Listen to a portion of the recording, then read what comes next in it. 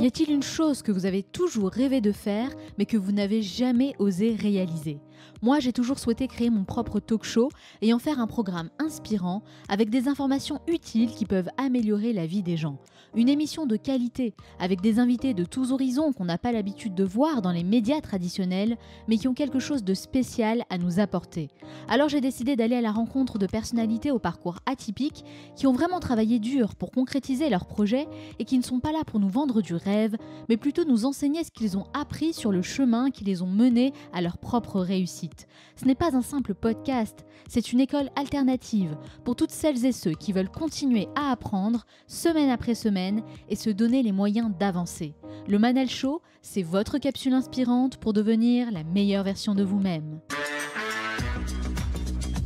La révolution numérique et l'émergence de l'intelligence artificielle bouleversent nos habitudes et nous poussent à nous remettre en question pour nous adapter aux changements qui se profilent, notamment dans le monde du travail, où il ne suffit plus d'avoir des compétences techniques pour réussir, mais surtout d'avoir la capacité de développer des compétences transversales appelées les soft skills. Pour en parler, j'ai invité Jérôme O'Haraud, qui mène des études approfondies à ce sujet depuis plusieurs années et a même contribué à l'écriture de 2 livres références entièrement dédiés aux soft skills. Il explique ce concept avec pédagogie et pragmatisme, une approche qui me plaît beaucoup, car l'idée ce n'est pas d'avoir une vision fataliste de l'avenir, mais plutôt de comprendre le monde qui nous entoure pour être capable de relever les nouveaux défis. Vous allez donc découvrir les meilleures méthodes pour révéler vos propres soft skills et en faire une véritable valeur ajoutée. Dans la 3e partie, je retrouve Onur Karapinar qui a sélectionné un nouveau livre cette semaine et va partager l'essentiel à retenir pour libérer notre potentiel. Enfin, je terminerai cette émission en partageant avec vous les 3 conseils à retenir de mon entretien avec Jérôme O'Haraud. Et n'oubliez pas, certains veulent que ça arrive, d'autres aimeraient que ça arrive et quelques-uns font que ça arrive. Cette émission dure 50 minutes et pas une de plus, alors soyez attentifs et faites partie de ceux qui font que ça arrive. Passez à l'action.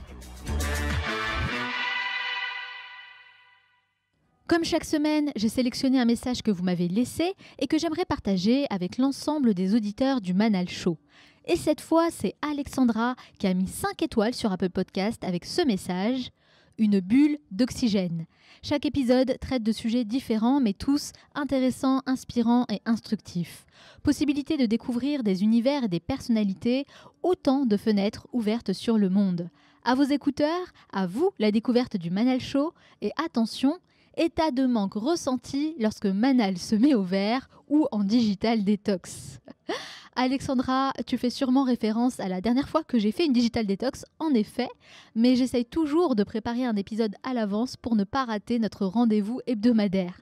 En tout cas, merci infiniment pour ton message, ça me fait très plaisir et sache que c'est ce genre de feedback qui me donne la motivation nécessaire pour continuer.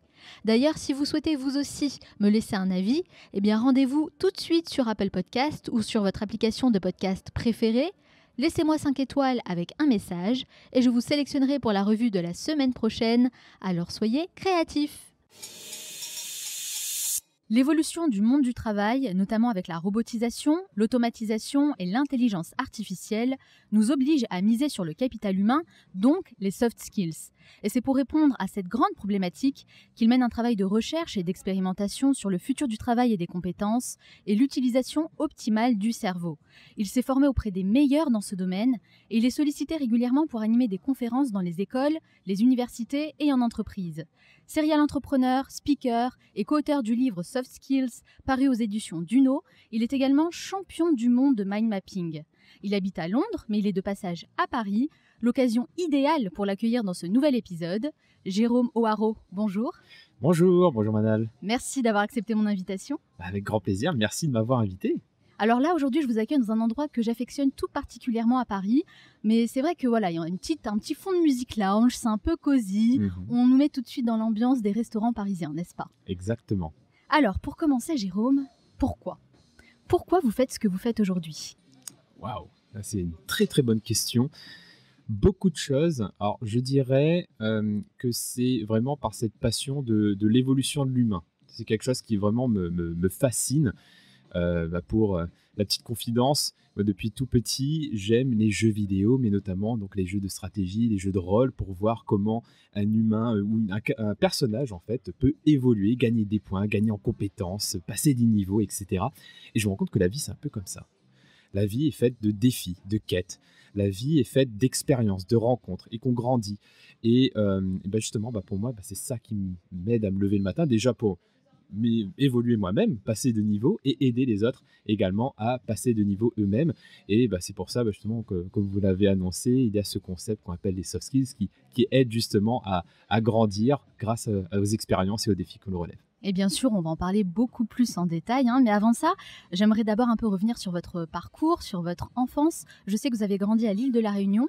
Alors, ça change beaucoup quand même de l'environnement londonien dans lequel vous évoluez aujourd'hui. Oui. Quels souvenirs vous gardez de votre enfance là-bas ? Beaucoup. Alors, pour être plus précis, j'ai grandi dans la plus petite commune de l'île de la Réunion, qui s'appelle la Plaine des Palmistes. Et on les salue alors. Voilà, les palmis plénois. Et c'est beaucoup de nature, de la randonnée, les montagnes. Ça va être la plage, la famille, les caries, les rougailles, donc la cuisine.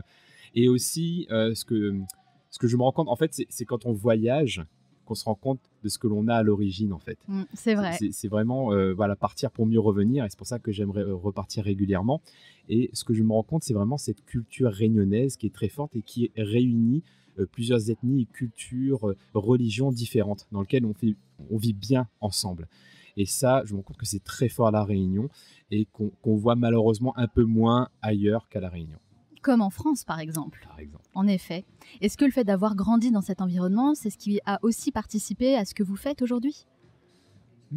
Je pense qu'il y a déjà le fait d'être sur une île comme l'île de la Réunion, ça a développé en moi une soif de découvrir ce qu'il y a de plus grand. Et justement, je me rends compte que cette ouverture, quelque part, avec cette curiosité, a amené donc des opportunités, des synchronicités qui m'ont amené à là où je vous en suis aujourd'hui. Alors, c'est vrai que vous êtes resté jusqu'à 20 ans, mais vous avez décidé de parcourir 10 000 km pour intégrer une école de commerce à Paris, c'est bien ça ? Alors, pas à Paris, à Poitiers. À Poitiers. Voilà, bon. Exactement. On a fait l'ESC, une grande école de commerce, en effet. Et pour moi, c'était la découverte de la métropole. Exactement. Voilà. Donc, en fait, j'ai fait une classe préparatoire à l'île de la Réunion. Et ensuite, c'était un mois tout seul pour parcourir toutes les écoles de commerce pour faire les oraux d'acceptation donc, de ces écoles de commerce. Et c'était pour moi le grand tour de France. Et c'est vrai que c'était une expérience assez forte. Et du coup, quels sont les enseignements que vous tirez de vos années comme ça passées en école de commerce ? Ce que m'a apporté l'école de commerce, je dirais, c'est les opportunités de voyage. Parce que grâce à l'école de commerce, j'ai pu, par exemple, étudier 6 mois au Japon. Et au Canada aussi, il me semble. Au Canada, exactement. Donc, j'ai un double diplôme au Canada également. Et, ça, c'est vraiment des expériences très enrichissantes. Les voyages, pour moi, ce sont des opportunités d'apprentissage et d'évolution le plus important qui puisse exister pour moi. Et à la fin de vos études, vous avez entrepris un projet très intéressant.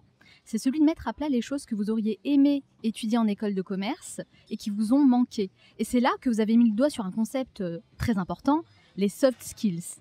Alors comment vous expliqueriez le concept des soft skills à une personne qui n'en a jamais entendu parler ? C'est toutes les compétences qu'on utilise tous les jours, mais qu'on ne nous a jamais appris à utiliser. Et que c'était des traits de personnalité, etc. Donc ça va être comme par exemple la créativité, l'adaptabilité, la capacité à apprendre, à se concentrer, etc. Donc ce sont toutes les compétences qui nous rendent meilleurs dans tout ce que l'on fait. Je vais prendre une analogie, un boxeur. Un boxeur va apprendre à faire des techniques, les coups droits, les crochets, les hypercutes, les esquives, etc. Donc la technique est très importante. Mais ce qui va faire un champion, un bon boxeur, c'est tous les à côté. C'est sa persévérance, sa vision, sa motivation, sa capacité à s'entraîner régulièrement qui va devenir un bon boxeur. Donc pour moi, les soft skills, c'est ça. Ce sont toutes les compétences qui vont sublimer la personne, qui va être dans son plein potentiel. C'est hyper important. Alors quand on vous écoute, c'est vrai que les soft skills, c'est ce qui fait la différence entre un joueur de basket ou un boxeur lambda et un grand champion. Oui, finalement. Tout à fait. Pour moi, c'est ça.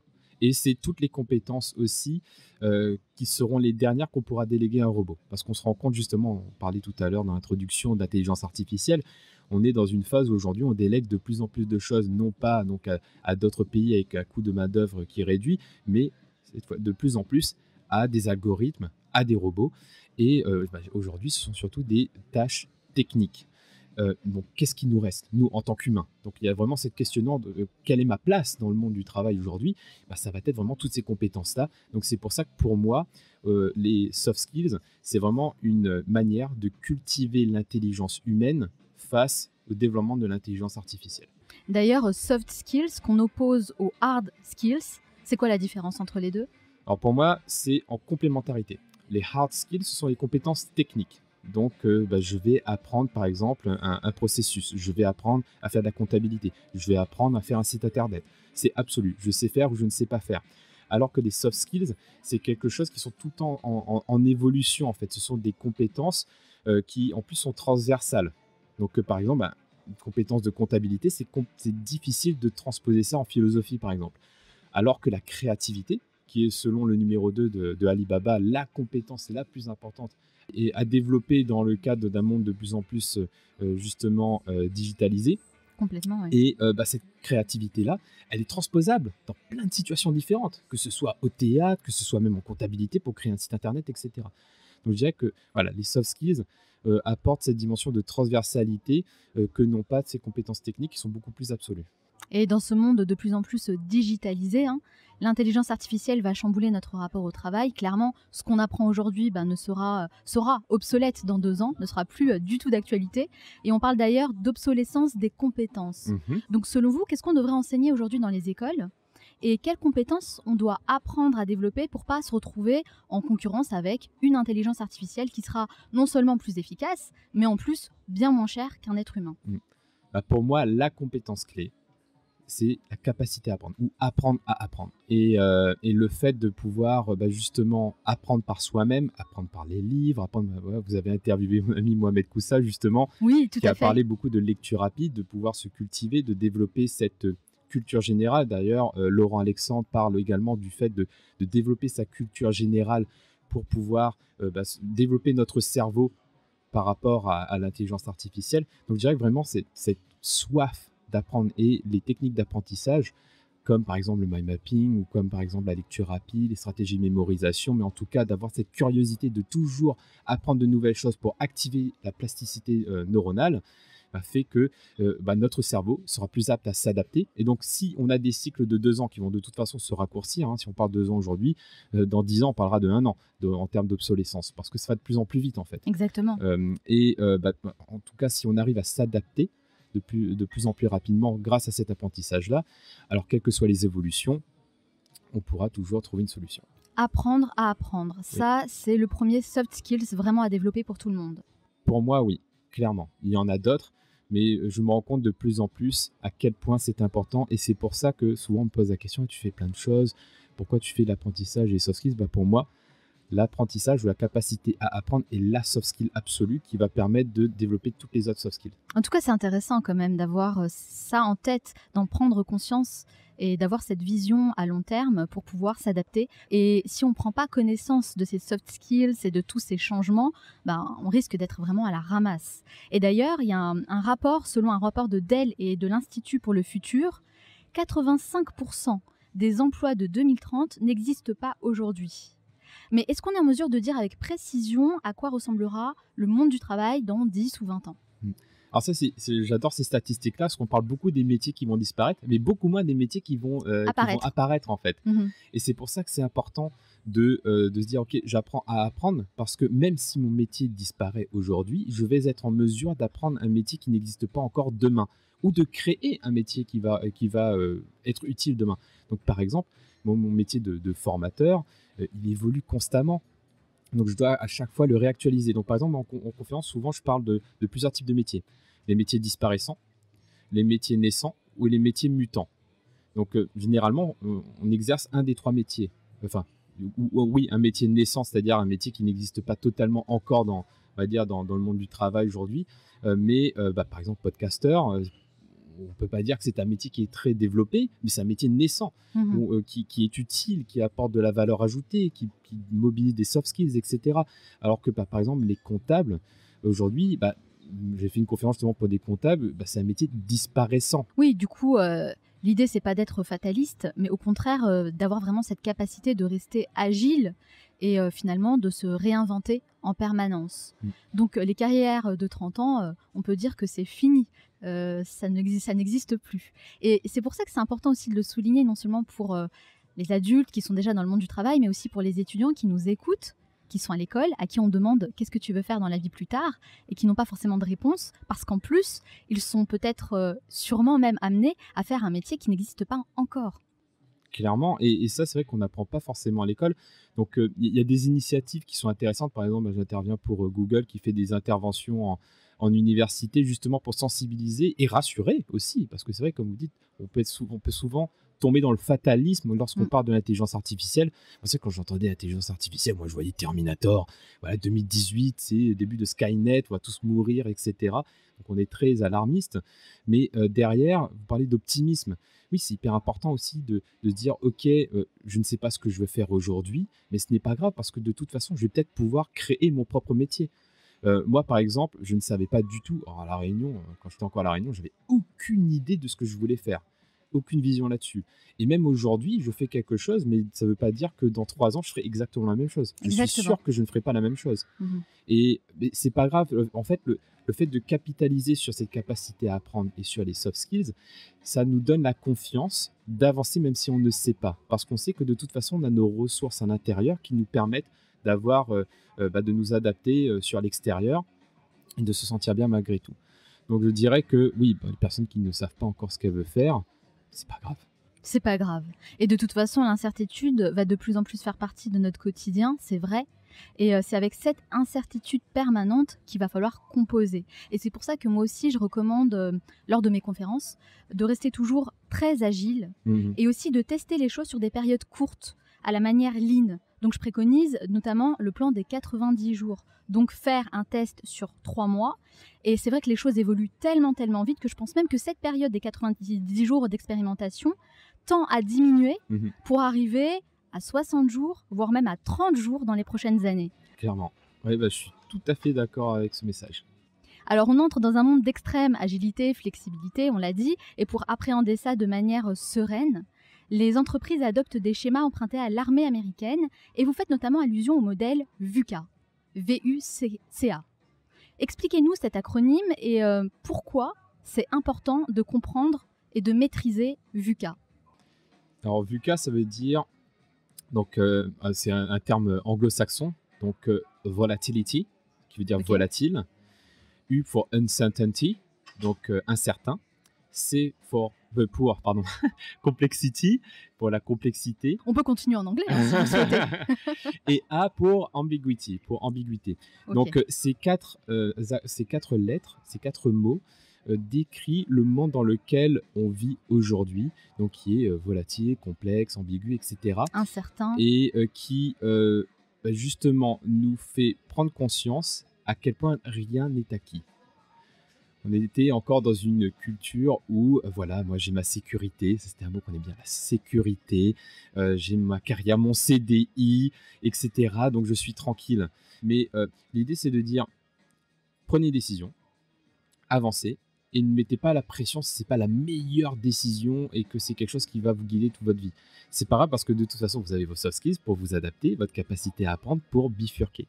Donc pour moi, c'est ça qui se cache derrière cette notion de VUCA. C'est de se dire, ce n'est pas stable, c'est compliqué, etc. Mais ce n'est pas la fin du monde. J'ai des ressources en moi pour m'adapter. J'ai des ressources en moi pour continuer à apprendre, à pivoter si besoin. Et du coup, d'avancer. C'est à l'antipode du discours qu'on nous a rabâché quand on était enfant. On est d'accord? Tout à fait. Et notamment, par exemple, à La Réunion, souvent, en tout cas dans ma famille, c'était comme ça, c'était « Ah bah, de toute façon, il faut avoir quelque chose de stable, professeur, ou travailler pour l'État. » Ça, c'est la fonction publique. La fonction publique, tout à fait. Alors ça, c'est parfait, surtout qu'il faut avoir une bonne retraite. Voilà, là, vous êtes peinard. Mais moi, personnellement, je ne sais pas si la retraite j'aurai encore une retraite quand j'aurai 80 ans. Moi non plus, je vous rassure. Voilà, donc Je pense qu'on est beaucoup dans ce cas-là. et dans ce cas-là, vaut mieux vraiment capitaliser sur ce qui va durer, vraiment. Exactement. Donc vraiment ces Mais en fait, compétences-là. ce qui dure finalement, c'est nous. Il faut capitaliser sur nous-mêmes, sur nos propres compétences et investir un maximum sur nos propres, oui, compétences et connaissances, notre agilité. Exactement. C'est quelque chose qui va rester, quelle que soit la situation, quel que soit le système. Je trouve que cette vision-là pousse quand même beaucoup de personnes, du coup, à sortir d'une certaine passivité et parfois même d'une médiocrité dans le travail, parce que ça nous pousse à nous remettre en question et à être toujours meilleurs dans ce qu'on fait.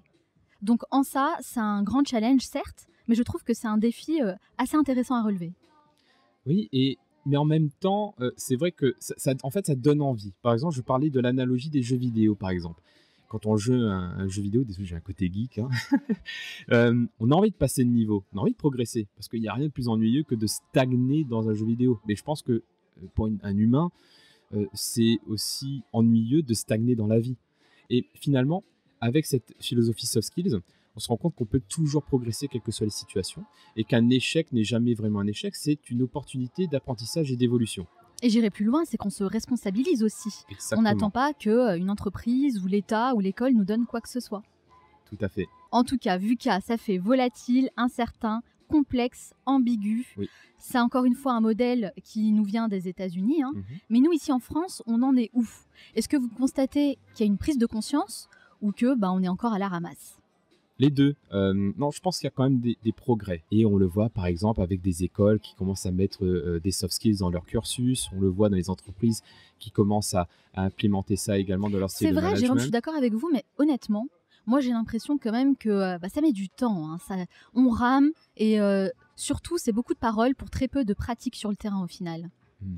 J'entends beaucoup de managers parler des soft skills, mais quand on s'intéresse vraiment au sujet, j'ai l'impression que c'est pas vraiment le cas vraiment dans les entreprises pour les employés en tout cas. C'est vrai que c'est pas évident de vraiment incarner ça au quotidien parce que, comme vous dites, ça demande de se responsabiliser. Et c'est vrai que dans la culture française, on a une culture du management qui est très paternaliste. Il y a toujours le manager qui est là pour décider, pour prendre soin, etc. Ou sur lesquels on peut râler par rapport à la hiérarchie, etc. C'est quand même un paradoxe en France. On ne supporte pas qu'on nous dise quoi faire. On ne supporte pas l'autorité. Par contre, c'est indispensable qu'il y ait une personne à qui c'est la faute. Exactement. Donc, du coup, ça déresponsabilise. Et c'est vrai que le fait de se dire, ok, je cultive mes soft skills, donc je me prends en main, ça veut dire que je n'attends pas que les autres me disent quoi faire. Donc, il y a une double responsabilité, en fait. Il y a une responsabilité de la part du management qui va inspirer les autres à cultiver ces compétences-là. Mais il y a aussi une responsabilité de la part des collaborateurs, quel que soit leur niveau, de se dire, ok, je me prends en main et je n'attends pas que les autres me disent quoi faire. En tout cas, vous travaillez dans ce sens. Oui. Vous êtes le cofondateur de l'APAC, l'Association pour l'apprentissage et le cerveau, et vous organisez notamment les championnats de France de lecture rapide et de mind mapping. Et je sais que vous avez reçu Tony Buzan en août 2018, qui est l'inventeur du mind mapping. Il est considéré comme faisant partie des 5 meilleurs speakers au monde, selon le magazine Forbes. C'est d'ailleurs auprès de Tony Buzan que vous êtes formé vous-même au mind mapping et vous êtes aujourd'hui champion du monde dans cette discipline. Alors, félicitations d'abord pour ça. Merci beaucoup. Qu'est-ce que c'est le mind mapping? C'est quoi exactement? Et qu'est-ce qui vous a donné envie de vous intéresser à ce concept? Alors, le mind mapping, c'est une représentation visuelle de l'information. C'est-à-dire que, par exemple, lorsque l'on a un texte, c'est une information qui est linéaire, chronologique, on part du début jusqu'à la fin. Alors qu'un mind map, c'est une carte en fait. Mind map, ça veut dire carte mentale. Donc, c'est très utile pour pouvoir mieux mémoriser également parce que ça reprend on va dire, tout ce qui touche aux outils du cerveau. Donc, par exemple, la méthode des lieux pour mieux mémoriser, comme on va dire que c'est situé sur une feuille, ça facilite le travail de mémorisation et justement le fait d'utiliser les couleurs, d'utiliser différentes formes, des symboles, des images, etc. Pour le cerveau, c'est beaucoup plus simple de mémoriser que du texte. Donc, pour faire simple, c'est un exercice quand même d'expliquer le mind mapping en audio. Je trouve que vous l'avez très bien fait, vraiment. Bravo pour ça. Et donc, c'est un outil qui est très pratique pour pouvoir synthétiser, par exemple, des livres ou des vidéos ou des podcasts, mais ça peut être aussi un outil pour clarifier ce qu'on a dans la tête. D'accord, alors justement, concrètement, pour quel type de projet vous utilisez le mind mapping? Alors, j'utilise le mind mapping pour synthétiser des ouvrages. J'utilise le mind mapping également pour pouvoir structurer et apprendre des conférences, des formations que je vais donner, par exemple. J'utilise le mind mapping également pour structurer mes to-do list et mes projets. J'utilise également quand je suis stressé. Par exemple, ça m'arrive d'être stressé parce que j'ai une charge mentale trop forte. Donc, c'est-à-dire que j'ai trop d'informations dans ma tête. Et du coup, le fait de Besoin d'extraire les idées, les informations et de les mettre à plat, en fait. C'est exactement Sous forme de dessin, de mots, c'est ça aussi le mind mapping. C'est exactement ça. C'est comme si je prenais mon cerveau, je le mettais sur papier, mais je faisais ça joli. Et je prends mon temps. En fait, il y a ce côté, il y a un côté aussi, je trouve plus le mot, l'art-thérapie. L'art-thérapie où on va justement dessiner pour se déstresser. C'est un peu ça aussi, le mind mapping, si on veut vraiment prendre le soin de, ok, je dessine ma branche, je vais colorier, tiens, j'aime bien cette couleur-là, je vais mettre cette couleur-là. Il y a un côté aussi gestion du stress que j'aime beaucoup. C'est vrai, et puis on est beaucoup plus conscient aussi de ce qu'on met sur papier, j'ai l'impression. En tout cas, c'est ce que je ressens, je suis beaucoup plus consciente, je prends plus le temps, j'assimile mieux aussi. Enfin, moi, je trouve que vraiment le mind mapping, c'est génial. Et ça vous met dans un état de flow, en fait. Exactement. C'est ça qui est génial. Et l'état de flow, c'est non seulement un état de concentration qui permet d'être plus performant et de mieux apprendre, mais c'est aussi un état de bien-être. Donc, il y a vraiment cet effet vertueux du mind mapping. Alors, pour une personne qui serait intéressée par l'utilisation du mind mapping, quelle est la première étape à suivre ? Si vous voulez vraiment profiter des bénéfices du mind mapping, je dirais de vous intéresser vraiment au travail de Tony Buzan, qui est vraiment à la source de tout ça, parce qu'il y a plusieurs courants de mind mapping. Et je dirais pour commencer à travailler sur le mind mapping, je pense que le plus simple, c'est de commencer avec un texte. De voir, prendre son temps, d'identifier les mots-clés, de structurer les mots-clés, de voir quelles sont les ramifications, etc. Après, de tester donc le format vidéo, par exemple, et de voir lequel vous préférez. Et ça va être une information aussi de dire, ok, est-ce que je suis quelqu'un de plus visuel, de plus, est-ce que j'ai développé mon intelligence verbo-linguistique plus que mon intelligence auditive, par exemple. Et c'est aussi des informations. En tout cas, moi, j'invite vraiment toutes les personnes qui nous écoutent à tester.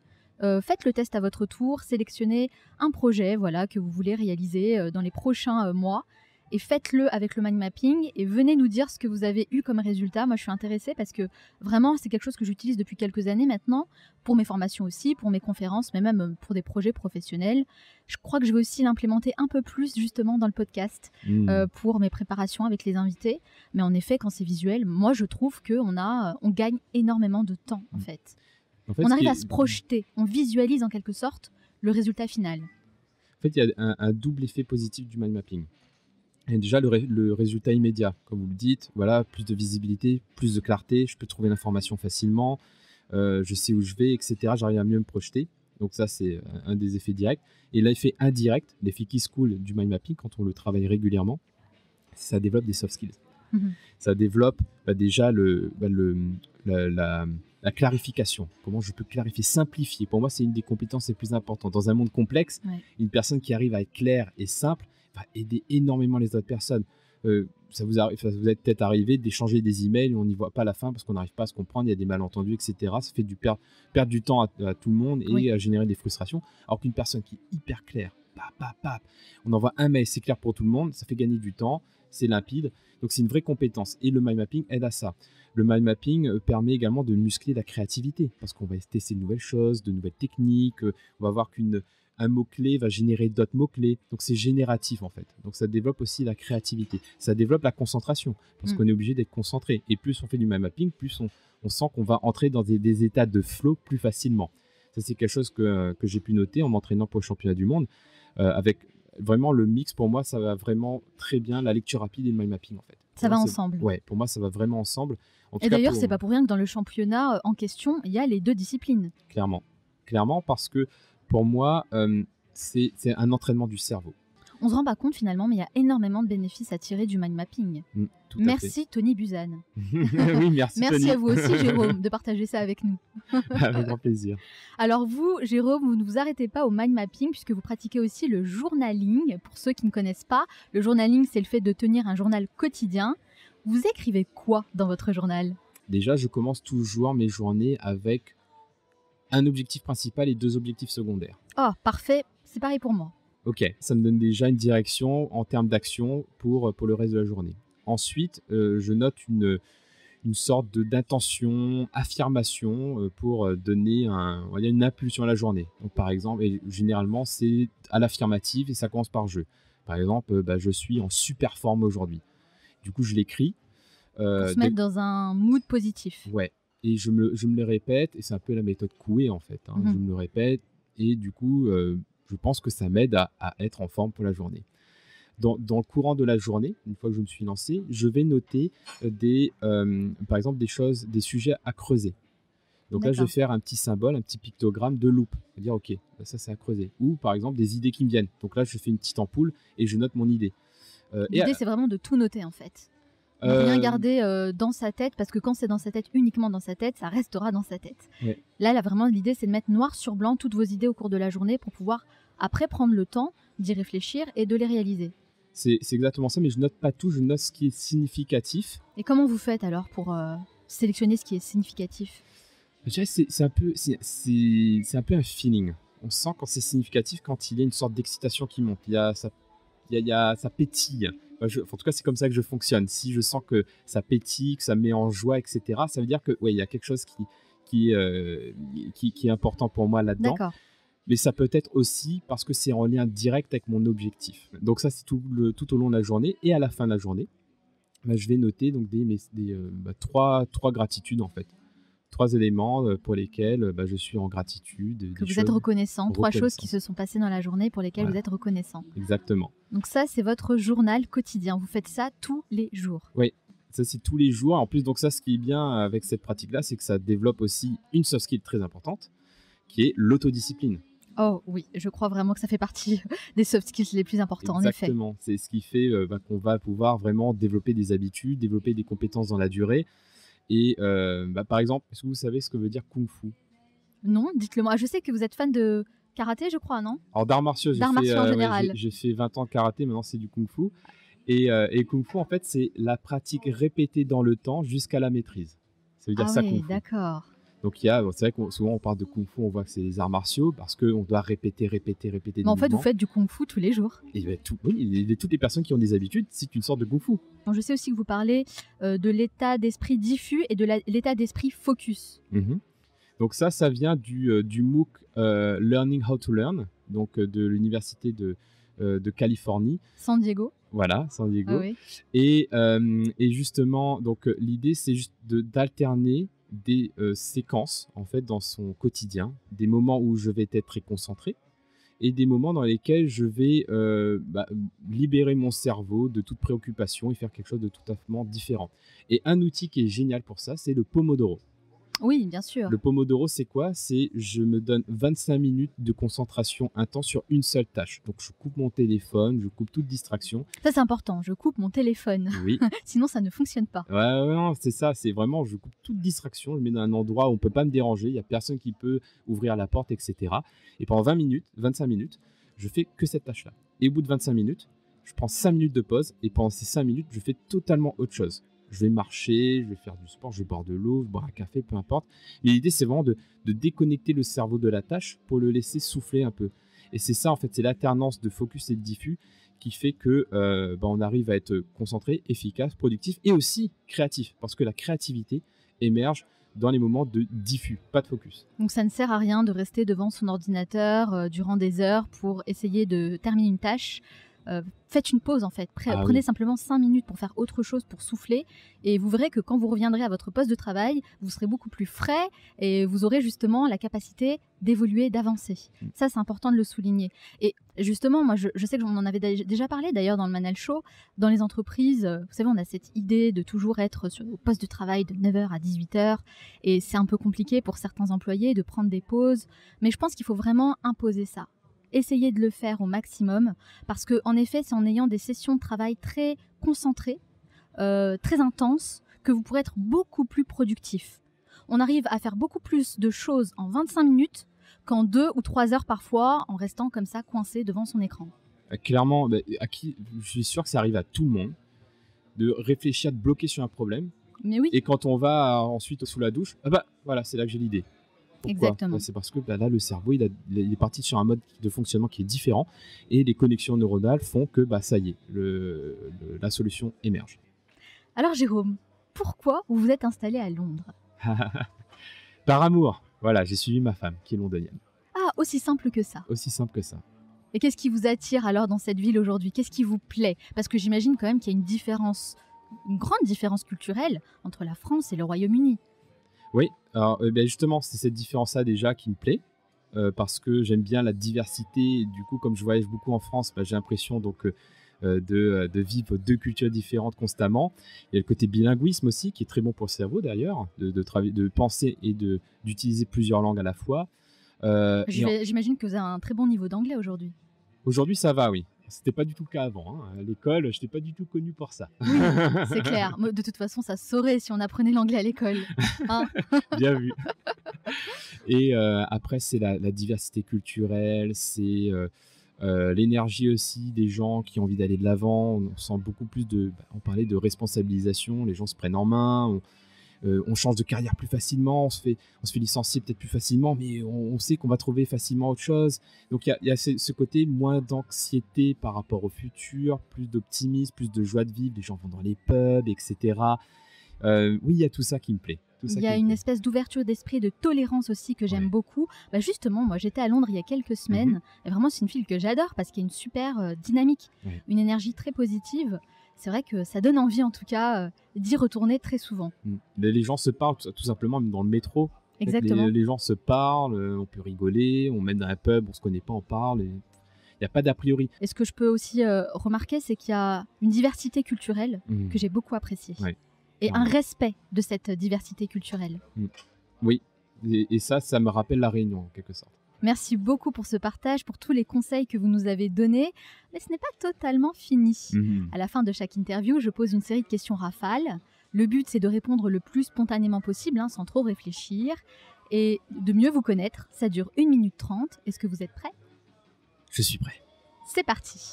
Quelle est la première chose que vous faites en vous levant le matin? Un jus de citron.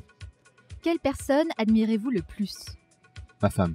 Quel est le dernier livre que vous avez lu? Le livre de Pierre Cocheteux sur une mémoire prodigieuse. Quel animal vous représente le mieux? Le faucon.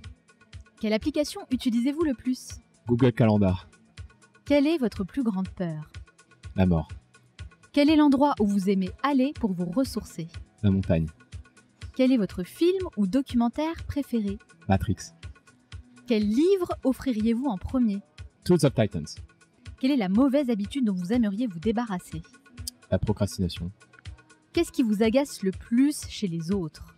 Le manque de sincérité. Quelle est la chose à laquelle vous croyez et que les autres considèrent comme une folie? La créativité. Si vous disposiez de 100 € et pas 1 € de plus, dans quoi les investiriez-vous? Des bloc-notes et des stylos. Quelle est votre Madeleine de Proust? Quelque chose qui vous rappelle automatiquement votre enfance. Un bon rougail saucisse en brocal. Quel a été le moment le plus marquant de votre vie? Une randonnée qui a mal tourné. Quel est le meilleur conseil qu'on vous ait donné? Fais-toi plaisir. Quel est votre plus grand regret? Il n'en est pas. Si vous pouviez inviter la personne de votre choix à votre table, disons pour un déjeuner, n'importe qui, sans limite, qui choisiriez-vous? Le Dalai Lama. Selon vos proches, quelle est votre plus grande qualité? La capacité à structurer. Et selon vous, quel est votre plus grand défaut? La dispersion. Quelle est la dernière chose que vous faites avant de dormir? Respirer. Merci beaucoup Jérôme O'Haraud d'avoir répondu à toutes mes questions. Alors là, c'était vraiment fire question. Vous avez vraiment bien compris le concept. Merci beaucoup. C'était du tac au grand tac. plaisir. Vous consacrez beaucoup de temps à la lecture? Oui, tous les jours. Combien d'heures par semaine? Je dirais 4 heures par semaine. En tout cas, moi, je ne le répéterai jamais assez. Lisez, lisez, lisez. Dès que vous avez un petit moment, un temps mort, dans le métro, chez vous, dans une salle d'attente, prenez un livre et lisez, parce que c'est vraiment ce qui va vous permettre d'évoluer. Et laissez tomber Instagram, ça sert à rien. On préfère le livre. On est d'accord. On est d'accord. Merci en tout cas, Jérôme, d'avoir répondu à toutes mes questions, d'avoir partagé vos précieux conseils. Si on veut en savoir davantage sur vous et sur ce que vous faites, où peut-on vous retrouver? On peut me retrouver sur le site jérôme-waro.com qui est mon site classique. Sinon, sur Facebook, Twitter et Instagram. Bien sûr, je partage toutes les références sur notre site lemanalshow.com. Merci encore Jérôme. Je vous souhaite beaucoup de succès dans tous vos futurs projets. Merci également. Merci beaucoup. Salut Onur. Salut Manal. Comment ça va aujourd'hui ? Écoute, super bien et toi ? Ça va très très bien, mais avant de rentrer dans le vif du sujet, j'ai une question à te poser parce qu'on en a déjà parlé dans le podcast. Où en es-tu de ce livre ? Eh bien écoute Manal, j'ai une bonne nouvelle à annoncer, il est terminé. C'est vrai ? Ouais, ça y est. C'est fini ? Ouais. Ah génial. Ouais. Donc ça y est, le livre d'Onur Carapinard va bientôt sortir. Effectivement, mon premier livre aux éditions Erol va sortir prochainement. Waouh, qu'est-ce que ça te fait ? Écoute, beaucoup d'émotions déjà d'une part, de voir tout ce travail qui est enfin accompli, qui est abattu après 3 ans d'années de recherche et d'écriture. Ouais, c'est énorme. C'est pour répondre à une question qui pour moi est essentielle. Le message principal, c'est justement comment de petites habitudes peuvent nous permettre d'aboutir à de grandes réussites. Ouais. J'adore ce sujet, cette thématique. Et j'ai vraiment hâte en tout cas de l'avoir entre les mains. Et je peux même t'annoncer le titre. C'est vrai ? En avant-première. Ah oui, alors là vraiment avant-première exclusivité dans le Manal Show. On t'écoute ? Eh bien écoute, petite habitude, grande réussite. Ça c'est le titre, pensez comme un mantra. Et le sous-titre, 51 pratiques inspirantes pour devenir la meilleure version de soi-même. Bravo. Manal valide. Je valide, bien sûr, devenir la meilleure version de nous-mêmes. C'est génial, bravo. Alors, date de publication ? Écoute, il sort le jeudi 7 mars 2019. Jeudi 7 mars 2019, c'est le rendez-vous qu'on se donne. Est-ce que tu penses pouvoir m'envoyer un exemplaire évidemment. Personnalisé, dédicacé ? Wow. Ce sera une couverture en or pour toi. Ah, en or ? T'es sûr ? Tu t'avances peut-être un peu trop vite là, non ? Enfin, en feuille, tu sais, en pain quoi. Pain, c'est déjà pas mal. En tout cas, moi j'ai hâte vraiment de découvrir ton livre. Bravo Onur. Mais pour l'heure, on va parler d'un autre livre, d'un autre auteur. De quel livre as-tu choisi de nous parler aujourd'hui ? Eh bien écoute Manal, pour cette semaine, je vais présenter les leçons que j'ai retenues du livre L'art d'aller à l'essentiel de Léo Babauta, qui est auteur et blogueur star du site Zen Habits. L'intention du livre est de nous montrer comment aligner notre vie sur nos objectifs les plus importants, en découvrant ce qui est vraiment essentiel, en modifiant nos habitudes, et comment cela peut nous permettre de travailler de façon ciblée et productive sur les projets qui nous importent le plus. Écoute, ça tombe très bien parce que le livre de Léo Babauta est dans ma bucket list. J'ai entendu beaucoup de choses à ce sujet, de très bonnes choses. Donc quelle est la première étape pour se focaliser sur l'essentiel selon lui ? Eh bien écoute Manal, d'après Babauta, la première leçon est de reconnaître ses priorités. Car dans la vie, beaucoup d'entre nous n'ont pas pris le temps de définir ce qui est réellement important pour soi-même. On est partagé entre de nombreux centres d'intérêt et nous avons envie de tout faire. C'est un problème qu'on a tous, le problème qui nous empêche de nous concentrer sur une seule priorité, c'est-à-dire de choisir une seule tâche ou un seul projet, qui passe avant tous les autres parce qu'on le considère comme le plus important. Eh bien, pour identifier sa priorité, il faut commencer par se poser les bonnes questions. Je vous partage les plus évidentes. Quels sont mes objectifs et mes valeurs ? Qu'est-ce qui est important pour moi ? Qu'est-ce que j'aime ? Personnellement, Manal, je me limite souvent à une question essentielle. Laquelle ? Quelle est la seule action que je puisse faire en ce moment qui rendra les autres plus simples et aura le plus d'impact dans ma vie future ? Et une fois qu'on trouve sa priorité, eh bien, limitez-vous délibérément du reste et concentrez-vous sur ce que vous avez à accomplir. Par exemple, en 2008, écrire mon livre était ma plus grande priorité. En 2018, tu veux dire ? Ouh là là, oui, carrément. 2018, tu fais bien de me rappeler. Oui, peut-être parce que tu voulais l'écrire déjà en 2018. En 2008. Ah oui, j'aurais bien voulu. Tiens donc, c'est vrai que c'est T'avais quel âge ? À cette époque-là, j'avais 17 ans. Ah, tu vois, ouais, c'était peut-être ça en fait. Mais c'est vrai que tu rebondis là, parce que du coup, c'est effectivement, quand j'y pense, c'est un peu le livre que j'ai toujours voulu rêver lire il y a au moins 10 ans. Quoi. Donc, comme quoi, c'est totalement pertinent. Là, en 2018, je voulais écrire mon livre, c'est vraiment ma plus grande priorité. Et donc, tout ce qui n'avait pas de rapport avec mon travail d'écriture se traduisait par un refus de ma part. Alors oui, je suis beaucoup moins sorti. Oui, j'ai très peu vu mes proches. Oui, l'isolement a été difficile, mais nécessaire pour écrire un livre dont je suis fier. Eh bien, si vous respectez scrupuleusement vos priorités, vous devenez plus exigeant et les gens vous respectent en accordant plus de valeur à votre temps. En tout cas, bravo Onur d'avoir eu cette volonté d'aller jusqu'au bout et surtout d'en faire une priorité parce que c'est pas facile d'avoir cette discipline. Mais moi, je pense que c'est vraiment l'une des clés du succès. On ne peut pas tout faire et espérer le faire bien. Et c'est aussi une grande leçon que moi j'ai apprise de mon expérience personnelle. Donc je rejoins totalement Léo Babauta là-dessus. Pour ça, définissez vos priorités. C'est très important.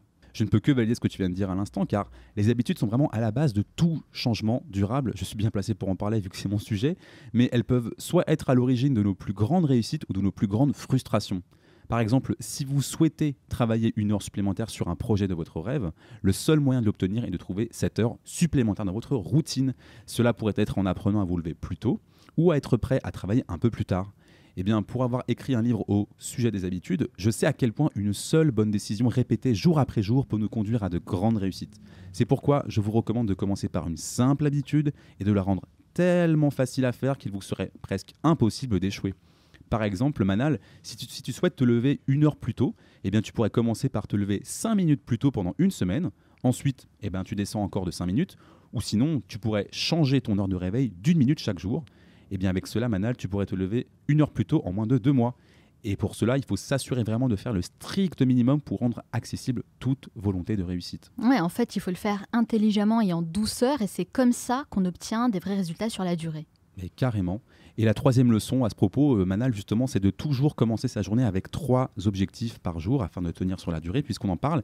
D'habitude, en voici une que je propose d'expérimenter immédiatement. Chaque jour, après le travail, définissez 3 tâches qui durent chacune moins d'une demi-heure, mais qui sont essentielles pour atteindre votre objectif le plus important. Ensuite, le lendemain, faites ces 3 tâches en tout début de matinée. Ainsi, si vous essayez de créer une entreprise de votre côté, vous avez 3 petites choses à faire. 1. Pensez à un produit ou un service que vous pouvez proposer. 2. Pensez aux personnes qui seraient intéressées par votre solution. Et 3. Identifiez comment vous pourriez générer des revenus dans les jours à venir. Tout cela peut être fait en moins d'1 heure, mais imaginez à quel point vous vous sentirez bien le reste de la journée après avoir accompli les 3 tâches qui étaient importantes pour vous. Tout le reste n'est que du bonus. C'est le pouvoir de commencer petit. Ne sous-estimez pas les petites actions, car elles s'additionnent chaque jour, se cumulent et finissent par vous transformer pour le meilleur ou parfois aussi pour le pire. Et comme le dit Léo Babauta, au lieu de vous concentrer sur ce que vous pouvez accomplir, concentrez-vous sur ce que vous pouvez absolument aimer. Ouais, je connais. Sincèrement, Onur, ce sont d'excellentes leçons que tu viens de partager avec nous. Bravo. Et je me rends compte que c'est exactement ma philosophie de vie finalement. Priorité, habitude, objectif.